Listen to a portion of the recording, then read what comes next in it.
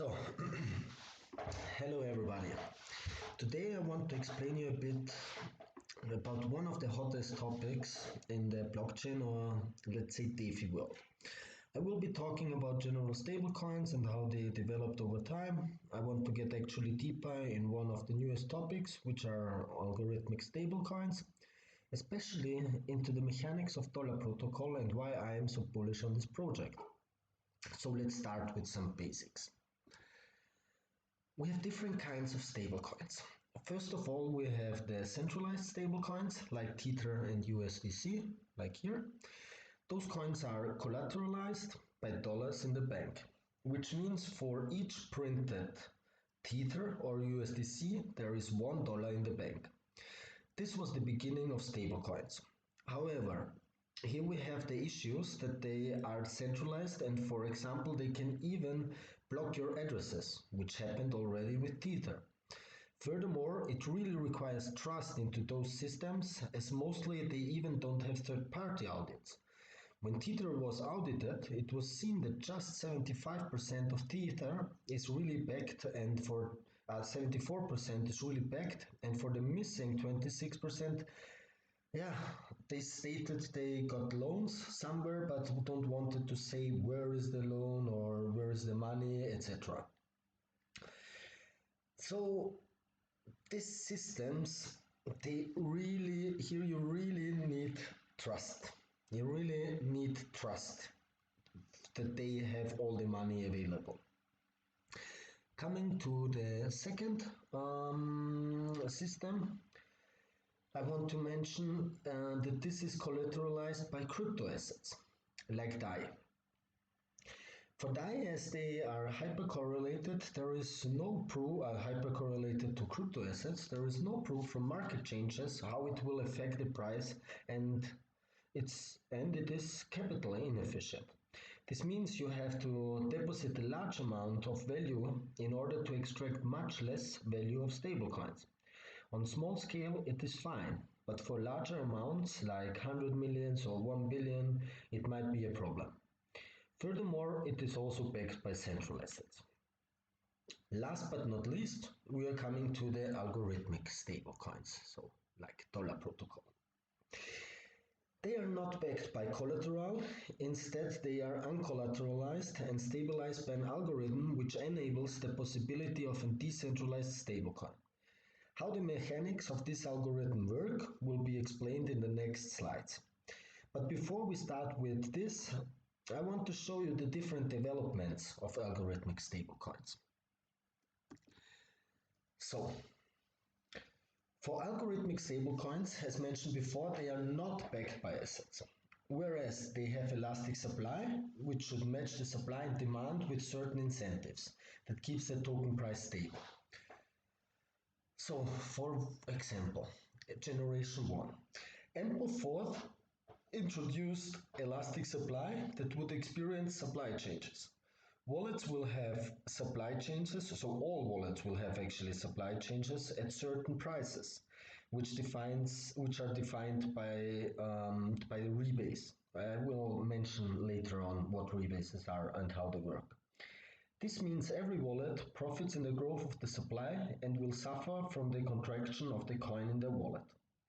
The problem here is that uncontrolled supply changes can introduce also supply shocks, meaning if the price goes up a lot, you will also have huge amounts of supply tokens, which leads to a very volatile price action. So there is big instability in the system. Coming to generation 2, like Basis, Cash, and empty set dollar, they also have elastic supply. But not every wallet holder will face the expansion and contraction of supply. That means two classes of users are made. Just people who want to use stablecoins, for what stablecoins are used, like sending money, having safe haven, etc. And people who want to invest in the coupons, where price is defined based on the certain rebases. On the price, not the generation 2 doesn't have a rebase. This means you exchange the stablecoin for a coupon when the price is below the peg. And when the price goes above the peg, you can redeem the coupons for a higher price.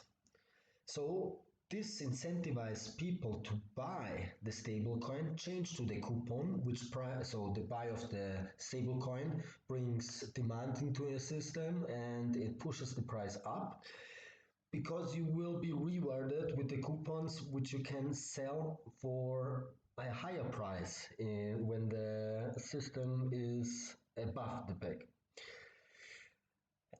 So not sell, you redeem them actually. Yeah. The problem here is that as reward rates were so high, those systems got manipulated by whales. This means they push down the price to buy the coupons and pump the price and redeem the coupons. So this is actually in the end a pump and dump game.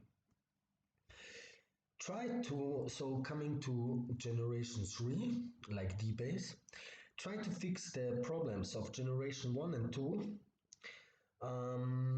They introduced new system mechanics. Also use rebase, like the generation 1, but they choose to prevent the supply shocks with asymmetric lag, which controls the expansion of the currency. So instead of a 200% increase, you have lower currency distribution for stabilization purposes. It seems quite positive, as such protocols were in positive rebase most of the time. On top, they introduced liquidity pools to put their tokens in these pools and be incentivized by rewards. The real innovation was an additional feature that community can govern for changes based on experience of the system. However, the problem is here that there is no safe haven for the participants, as even in the liquidity pools you have contractions of the token in negative rebase. So coming to what I call generation 4 of the algorithmic stablecoins. So Dollar Protocol uses a similar system like generation 3, but also adds on top that we can provide a multi-currency system, so every currency can be issued with Dollar Protocol and the shareholders will benefit from all of them. Furthermore, we have the X bonds, which act as safe haven in negative rebases compared to the competition. So how does Dollar Protocol work actually? Here you have currently the 3-token model, which here you have the USDX, a stablecoin pegged 1-to-1 to USD, and the X point of USDX, which is stabilizing the token. When we issue more currencies and new currencies, every currency will have his own X bond, which is stabilizing it. So when euro is coming, we will have the euro bond. When yuan is coming, we will have the H1den bond. But the only token which will just govern all of them and just will be one and only is the share token. This share token is used for governance, for changes in the system actually, based on actually it's a voting token where you can vote based on some implementations what the community is proposing, and the share token will always get rewards from all of the currencies, but later I will go into more detail for this.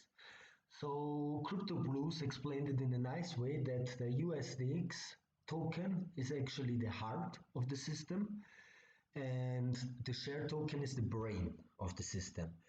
So in order that these systems work, we really focus on the USDX, but in order to make the system more intelligent, we have the share. Therefore, we have these proposals and we can have this governance and we can vote if this proposal is good or not good, and if it will be implemented or not.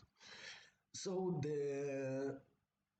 this system, as I said, is working on rebases, we have a negative rebase, which is defined if the price of the USDX is below $0.99, then we are in the negative rebase. In the neutral rebase, we are if the price is between 99 cents and $1.01, and the positive rebase is defined if we are above the $1.01 mark.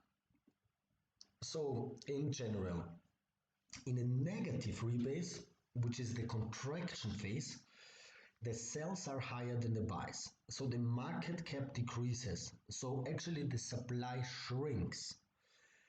Which means when the supply shrinks, there are incentives to push the price again up. In the equilibrium phase, we're actually stable, and nothing happens usually, but here we have a scenario where some mechanisms are triggered.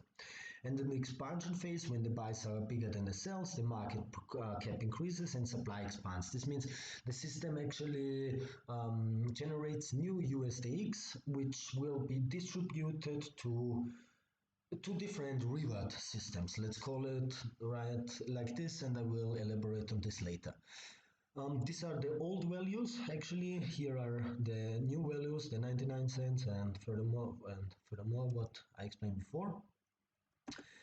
So in general, I want to explain you what is a rebase. A rebase is actually a cycle, a 12-hour cycle in time. So each day we have two rebases, and this rebase is actually defined by the 12-hour average of the last price, which is called TWAP.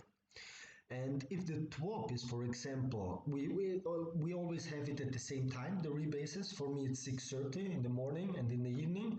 And when the TWAP is, for example, below 99 cents and the rebase is activated, then we will be in a negative rebase. But later, this. So in general, every 12 hours there is a new rebase triggered. Currently we use Uniswap as Oracle, but future plans are to implement Chainlink. So coming to the different rebases. In the negative rebase, as I explained, which is below 99 cents, when the TWAP is below 99 cents and it is triggered, we are in the contraction phase. So this means the system burns actually some USDX, as explained before. And this is based on a mathematical formula, which is the delta. Here you have the calculation and you can insert all the values, which can be found on the website to calculate it. Actually, what happens here is that you're able to mint X bond one-to-one with your USDX. Usually the X bond is more expensive than your one USDX, but here is the first incentive to push the price again up. So people are buying USDX. When they buy the USDX, they can mint X bond, so the USDX is locked and you have the X bond, and when you're in a positive rebase, you can sell this X bond for a higher price than you bought. The neutral rebase, here we have two different scenarios. The scenario one is if there was a negative rebase before the neutral rebase, you still can mint X bond one-to-one. And so this pushes the price again up, where then the reward distribution will start. And for scenario two, if we had a positive or a neutral rebase before the new neutral rebase, price is just stable and nothing is triggered.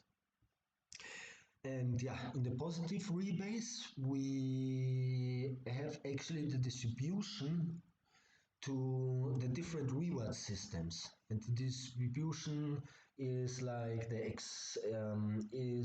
will be the delta, which is actually, this delta is generated. You have to imagine the delta like this, like if the price is above, based on this formula, new USDX are created by the system itself and then are distributed to the different reward systems. So coming to the reward systems, the first one is the Seigniorage mining. Here you will receive the rewards in USDX. It works like this: you provide liquidity to the USDC USDX pool, and 30% of all the rewards will, yes, of the delta actually, will go to the liquidity providers. And you receive the rewards pro rata. So let's say you have provided $100 into this pool, and the whole pool is $1,000, and the delta is also $1,000. You have 10% of the whole pool, right? Because 100 divided by 1,000. And 30% is going into this reward system. So 30% of the delta, $300, are coming in. And you will receive $30 because you have 10% of the whole pool. So $300 times 10% is the $30.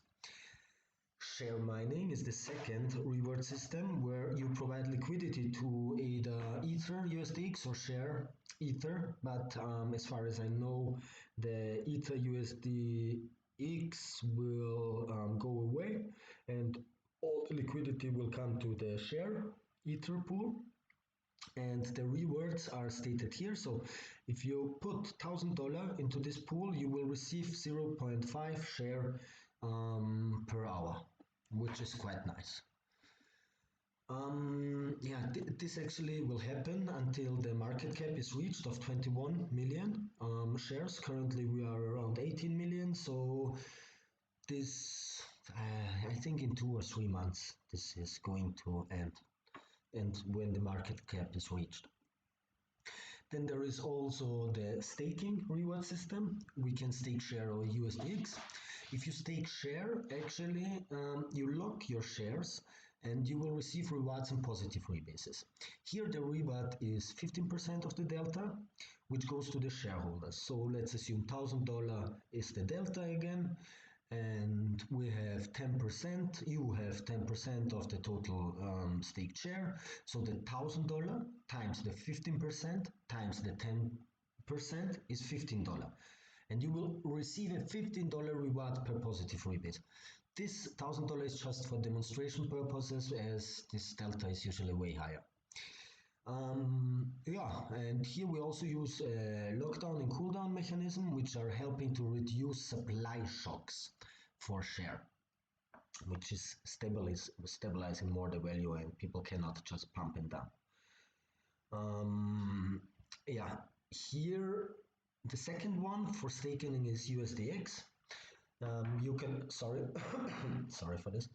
You can stake your USDX, and which is again, you lock them and you receive rewards and positive rebases. Here we also have a 15% reward, so 15% of the delta goes to the USDX stakers, and you have the same calculation as above. When you get your rewards, you don't have to claim them immediately, because actually there is a gas fee on the Ethereum network, and let's assume you made $15 and the gas fee, let's say, is $10. Almost all your rewards go for the gas fee. So you can stack up your rewards, and let's say you have $150 and you pay the $10 fee, then it's, yeah, in percentage, you will have more of your rewards. Yeah, and here we also work with cooldown mechanisms to mitigate actually the supply shocks for USDX. Last but not least, we have the H1den mechanism, which I explained before, which is stabilizing mechanism for dollar protocol. And H1den actually doesn't expire. H1den serves as type of savings banks. Sorry guys, I just have to check if it's recording. Yes, sorry, because I made a video before and it was not recording and I lost 45 minutes. But acts as a savings bank, and if you mint during negative rebases, you will get a 1-to-1 ratio for your USDX, and the USDX will receive 40% of the delta. So let me explain what does this mean. Let's assume we're in a neutral rebase. You see, if you add 2000 USDX and you mint the bonds, you will just receive 1000 X bonds. this is based on this ratio. Like if you have 10k in USDX and 5k X bonds are existing, you will, for one X bond, you have to pay 2 USDX. In negative rebases, although we have this ratio, or I call it factor, you will get 2000 X bonds for 2000 USDX. So it's 1-on-1, the ratio. This is actually because when we are in a negative rebase, you will want that the price goes up. So with this incentivize helps to push the price, as people will going for X bonds. They will buy 1-to-1 because it is really rewarding, and as you have to buy USDX in order to mint the X bonds, you put some demand to USDX, and this will push the price up. Don't be confused by these values, as these are still the old values with the rebases, and the real values I explained before. And yeah, then when we are coming into a positive rebase, this is like where you are able to redeem your X bonds. Redeeming means actually you can not sell, but you sell them for the price. For me, it was easier to understand, like minting is buying them and redeeming is selling them. But it's better to stick still to redeem and mint. You see, redeem and mint. So in this phase, we are in the expansion phase. So we see, like here we had like 12,000 and 6,000. Then when she bought, it was like when additional capital came into this was 14,000 and USDX and 8,000 X bonds. Here we get the rewards, which is pushing up the whole market cap, or yeah, let's call it now market cap, as this X bond is their own ecosystem in itself, but pushes it from 14 to 17,000, and the ratio becomes 2.125 if you divide 17,000 divided by 8, because the X bonds, there is no increase of X bonds when we enter the positive rebase. So let's go through the example, how you are actually benefit out of the X bonds. Let's assume that Alice holds the 2000 X bonds, which is 25% of all X bonds. So because 2000 X bonds of the whole system is like 25%. So of the 8,000 here. So now we have like a reward of 750 USDX. This is calculated by this. Like $3,000 is the reward for this mechanism, and we hold 25%. So $750, and the factor is 2.125, like here, calculated with 17 divided by 8. And so this tells us that 750 divided by the factor tells us how much bonds we can redeem. And for these bonds, for the 352 bonds, we will receive $750 when we redeem. So we bought actually the 352 bonds here with 1-on-1, so we paid 1 USDX, but we will get $750 for this, which is almost doubling your investment. However, X bonds, you cannot redeem all of them at once, which is again a stabilizing mechanism. But so in this positive rebase, you can redeem those, which will give you $750, and we had 2,000 X bonds minus this amount is we still have 1,650 X bonds, which means we will be able to sell them in the next positive rebase. And here for the next positive rebase, we again have the same calculation, and you will again be able to now redeem a percentage of your X bond based on your holdings from all the X bonds. Yeah. Now coming to share. This is the share chart actually, and share, as explained and stated nice by Cryptoblues, is actually the brain. So share actually can also be used for speculations.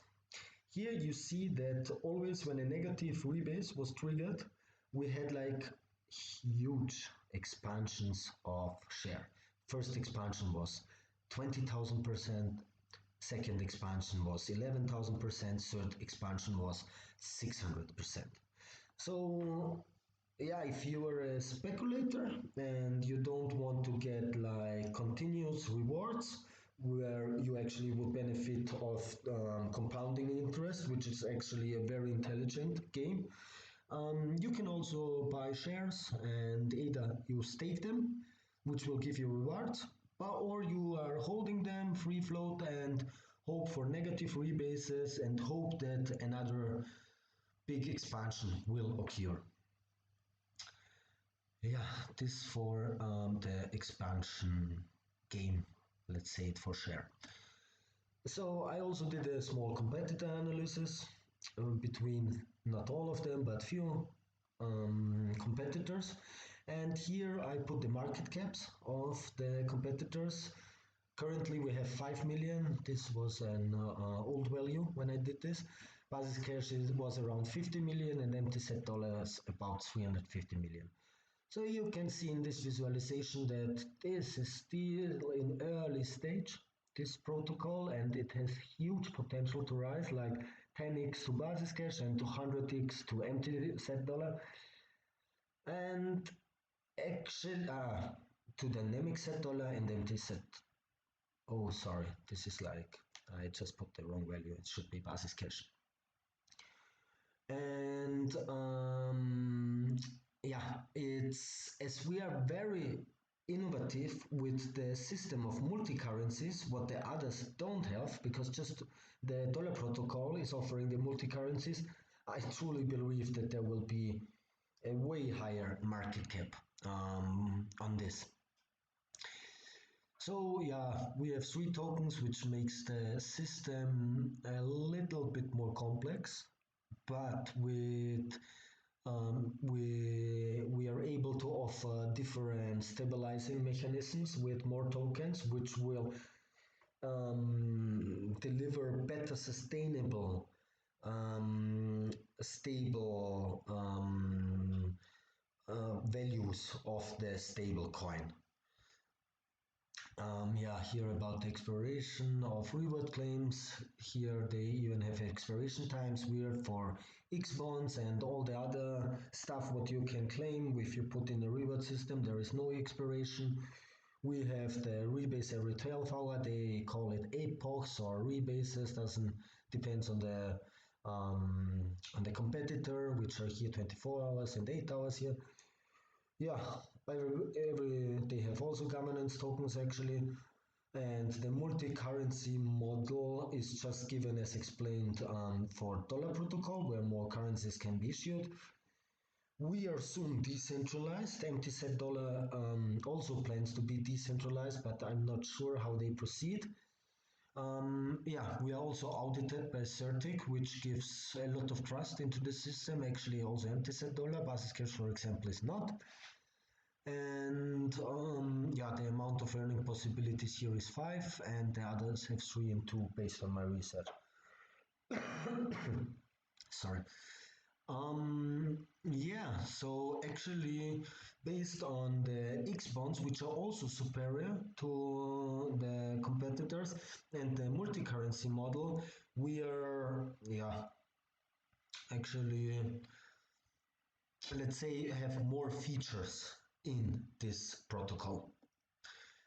I want also to mention some use cases for stable coins like safe haven asset for trading, for example, or you can do payments, remittance, payrolls, etc. What is very interesting for me is powering decentralized applications because Now a lot of stuff is popping up, like decentralized exchanges, which will need liquidity, and as if you followed like the market cap of Bitcoin or the whole crypto economy, it is rising. And for trading and other stuff, there will be a need for liquidity, which can be provided by Dollar Protocol. Also, it can be used for a collateral for platforms like Aave and etc. So coming to the risks and the solutions, how actually Dollar Protocol prevents this risk. So common risk was the smart contract bug. So as we get even an audit of a very professional auditor, Certic, yeah, this is mitigating really the risk, and it will show how good the system is if it has errors or some problems, etc.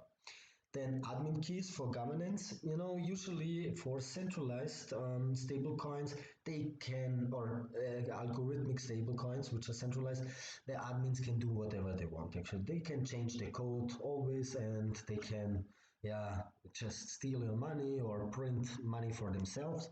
Here we go in the decentralized way, and here we make proposals, and the governance is done by voting with shares, and then yeah, this new stuff is going to be implemented, so there is no possibility that admins can change the protocol without confirmation of the community. Yeah, the system risks here in Dollar Protocol, we really have a unique system mechanics. I really went deeper in the system mechanics of others, and yeah, I mean they are. This is also built on them, so they face issues with dead spirals and a lot of other stuff. Whereas here, the system mechanics are also changed through this governance process, because usually it works like this. The developers implement something, then we see how the market reacts on this, and if it's good, it stays. If it's not good, we do some changes. We again vote if everybody is pro for these changes, and this is how step for step the whole protocol develops based on feedback from the market. Yeah, and there is also the impermanent loss thing. If you don't know about it, just Google it. It's actually, let's say you have Ether in a pool, and Ether is decreasing in value. You wanted to sell, but you are in a pool, then you lose money. But as you get rewards from these pools, actually it outweighs it, and it's also by checking the expansion chart before, and if you realize how much you make with the X bonds, it outweighs actually the impermanent loss most of the time. I cannot say now it's always the thing, because we still don't know, and this is developing, but based on the things what I saw, it really outweighs the loss. For people who don't understand compounding interest, I want to show you how you really increase your wealth. As you see, I showed the expansion chart. This is really speculation, which share will it go higher in price, or how much will be the expansion after a negative rebase, will there be an expansion, etc. But all the other systems, you get interest rates actually.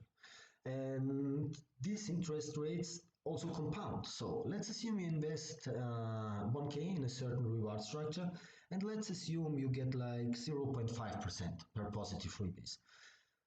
As I said, rebases are every 12 hours, which is really, really a lot. And after 500 positive rebases, I calculated you will have around 12K. So let's assume this divided by 2, because we have 2 rebases per day, is 250 rebases, and let's say with so minimum would be 250 days where you come to 12K, but it will be around 350 days, I would say, because we don't always have a positive rebase. But however, this is gaining you compound interest. And checking the chart here, simple chart, simple interest, it has a linear function. But compounding interest has an exponential function. So with this 12K, when you invested 1K and after, let's say, 1 year, you have the 12K, man, you just buy your wife some nice things, go with the kids on holidays, or donate to some institutions you want, or do, yeah, spend your money wherever you want, or actually just increase your wealth. So, in the end, I also want to come to the goals, like in the pre-last slide. We really are going to increase the market cap because the goal is to increase the market cap because the higher the market cap, the more stable the system will be, in my opinion, and the more we can provide the use cases, provide liquidity and money to the use cases because it will be needed a lot of liquidity for decentralized exchanges, for lending, for example, for the collateral for others. So it is really important that we increase the market cap, and this is USDX. Therefore, USDX is the heart. So this is really what is keeping the body up. Yeah, next coins which are planned to be issued is the Euro X and the H1 X. And yeah, so as we have this multi-currency model, this is really a unique thing in the whole algorithmic stablecoin world. Yeah, the decentralization of the protocol is planned after the new CertiK audit because the protocol is audited, and when it's proved that it's good, then we let them be decentralized. This will be in approximately 1 month or even this month. Yeah, then implementation into all these use cases, as I explained before, because this is where then the USDX and this protocol will really be find, let's say, implementation and yeah, platforms where it will be used because otherwise it's just a rewards game. And overall, the dollar protocol could in the end actually act as a decentralized central bank, which can be the solution to get rid of Federal Reserve. This is a very hopium statement because there's still a lot of regulations and all this stuff, but who knows what is going to happen in 20 years and whatever. But yeah, this would be kind of a dream. And yeah, so far to this. What I also want to mention is that the team is actually Anon, which raised a lot of, actually a red flag for me. But then going deeper into this, I think it's like the team tokens are locked for 10 years, I think. And this was like one sign, wow, okay, they actually don't exploit the system and don't dump just all the tokens. The white paper is based, this project is actually based on Robert Sam's white paper from 2014. And this coin was the first algorithmic stablecoin which was created, actually. So, and it's old now, I think 2 months or 1 month. There was one version 1 which was working just with 2 coins, but then they realized there is a better system, so they changed to version 2. And yeah, the main developer is called Robert, actually, like Robert Sams. I'm not sure if it's the real Robert Sams or not, but these guys are very good, and they also have really two other top developers. But the really game-changing thing here is um, after we have like a proposal and it is voted, they are very fast with implementation, very fast, which was a problem with other algorithmic stablecoins that they didn't change that fast, because if the market didn't react in a good way based on the implementations and you don't change this, it's not sustainable. Here, guys, really they put it inside, they really brains are thinking about it, how to make it better, and then okay, implementation done, we check how market reacts, we get this feedback, and then we see, is it good, okay, let's keep it, is it not good, okay, let's make a change. So you have to understand this is still an experiment in the beginning, but this agility in this system is so big that it is really in a fast pace of development. And as I told you, the team is Anon. I was really worried about it and my friends. So I went deep research. And what I found in all these groups, what I went through, and all the chats, that these guys here are serious whales and venture capitals inside. I saw a lot of accounts from 2013, 2014. So we are having here the really the old guys of cryptocurrency in it, which was giving me a lot of faith and a lot of trust into this project. And also, when I see like Nick Kote is supporting this project, and you can check it on Twitter, he's posting about it and supporting it, it was like, okay. I even texted all of these guys, not everybody replied, but some of them really replied and they agreed me on Twitter, yeah, this is really me, it's not a fake account. And if you don't know Nick Kote, just check it out. It's a well-known trader analyst and expert in this whole ecosystem doing mining and all other stuff. Yeah, and to the end, I wanted also to say that when I entered this community, I didn't have a clue at all about how this works and what is algorithmic stablecoins. And they were so nice and really polite, although I was asking so many questions, really going into each small point and variable. What is it? How does it work? Etc. And yeah, they really helped me a lot. And thank you, community, for this to understand this unique system. Actually, I also want to give big props to H1den Zero, who was actually having all this providing all these graphics and giving me a good understanding of all the different generations. So props to H1den Zero. Here you also can find his video, which I would really recommend because it's really nice for an understanding of algorithmic stablecoins. And I would also propose you to check the video of Cryptoblues, as he made a really nice analysis or explanation of the dashboard, where I will actually, oh shit, where I actually will move now to it. So dollarprotocol.com. Um, yeah, this is the dashboard and the user interface. Here you can actually see the values of the coins now. And what is really outstanding is like currently we have a market cap of 5 million. Total shares which are in circulation currently are 18 million. And just by checking of this 5 million, how much capital is locked?